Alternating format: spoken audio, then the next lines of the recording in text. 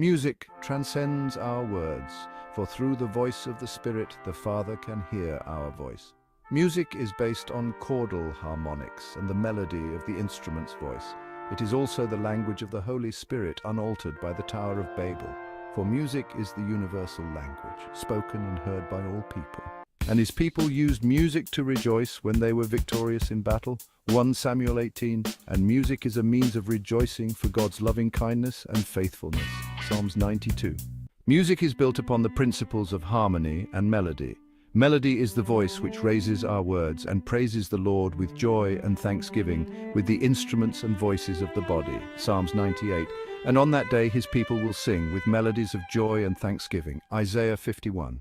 Harmony occurs when different notes blend together in perfect balance and resonance. And through the frequency of harmonics, subsequent notes are integrated in unison, which makes tonal music pleasing to the ear. And as the frequencies work together in harmony, so do his followers work together in harmony. 1 Peter 3. For each individual gives their own spirit and works for the body of Christ, but the body works together in harmony to glorify the Lord. Now that the end is near, the music will stop and the heavens will be silenced and the 7 trumpets will sound. Revelation 8. A trumpet is an instrument with a cylindrical tube that flares into a bell and produces a resounding tone.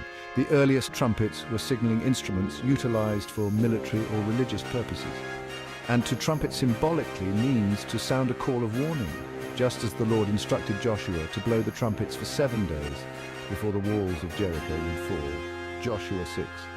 And the judgment day is upon us, for our Lord forewarned us that the trumpet would sound at his return.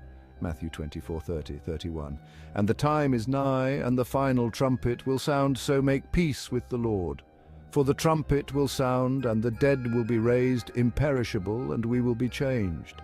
For this perishable must put on the imperishable, and this mortal must put on immortality. 1 Corinthians 15.